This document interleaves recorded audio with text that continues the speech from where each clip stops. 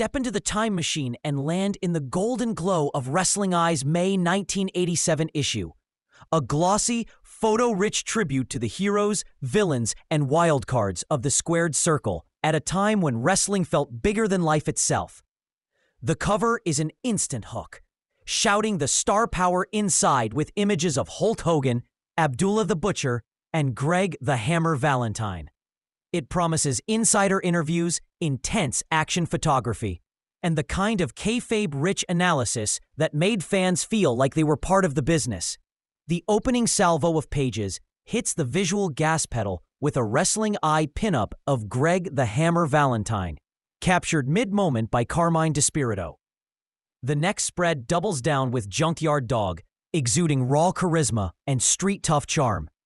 Between these images, a subscription ad promises a year of issues and collectible pinups for the loyal reader. A not-so-subtle nudge to become a part of the magazine's extended wrestling family. Then comes the official ratings, a kayfabe ranking of the world's best across multiple categories. Bobby the Brain Heenan reigns supreme among managers, with Skandor Akbar, Paul E. Dangerously, Jimmy Hart, and Sir Oliver Humperdinck chasing. Hulk Hogan is crowned #1 singles wrestler, with Ric Flair, Ricky Steamboat, Randy Savage, and Jerry Lawler close behind. The Road Warriors dominate the tag team chart, followed by the British Bulldogs, Midnight Express, Fantastics, and Rock and Roll Express. The most popular and most unpopular lists stir fan emotions, fueling debates in locker rooms and living rooms alike. The visual blitz continues with the pinup of the month, Abdullah the Butcher, eyes wild, aura menacing, frozen in an image by Vladimir. The Learn Your Hold section educates fans on the front facelock with clear, step-by-step visuals, a nod to the sport's technical roots. Then we hit the first major interview, David Dr. D. Schultz boasting about winning the EWA title. Schultz tears into Pretty Boys and Paper Champions, promising no opponent is safe as long as he's holding gold.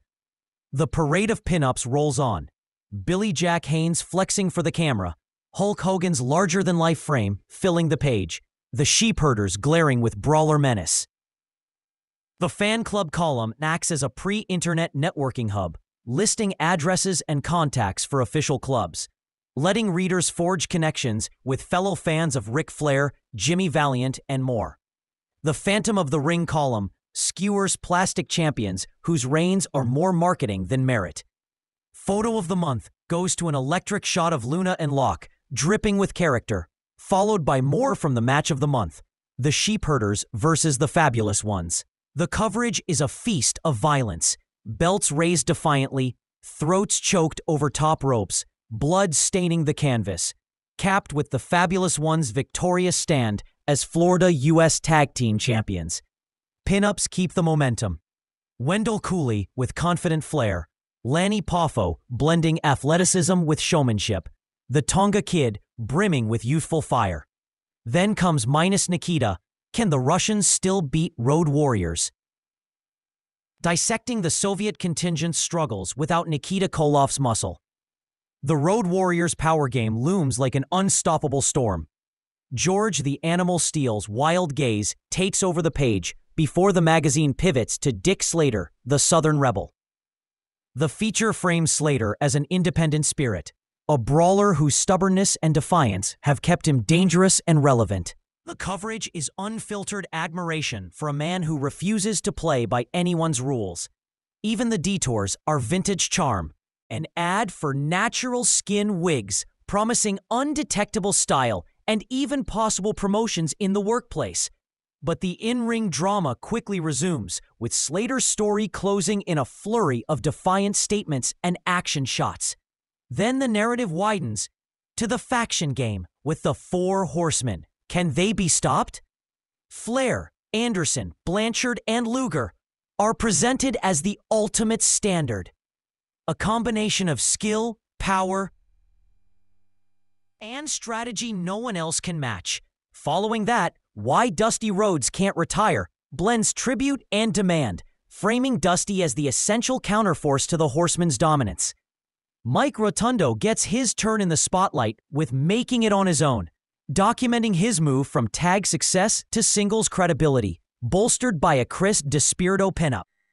The magazine then shifts into how wrestling school trains the stars of the future, peeling back the curtain on the grueling road from hopeful to headliner. The outlaw spirit comes roaring back with Bruiser Brody, wrestling's last true outlaw, painting him as a globe-trotting force of nature unwilling to bow to politics or promoters. Ron Bass's cowboy heel swagger takes over the pinup slot before the focus narrows to Kevin Von Erich, the Lone Star's lone survivor. A mix of admiration and bittersweet reflection on his place in wrestling history. The final visual punch lands with Ivan Putski's powerful frame, a perfect closer to an issue that's been a relentless alternation of spectacle, insight, and pure wrestling mythology. Wrestling Eye, May 1987, delivers the full fan experience. The heroes you cheer, the villains you jeer, the technical lessons, the blood feuds, the glamour shots, and the gritty interviews. A time capsule of wrestling at its most unapologetically larger than life.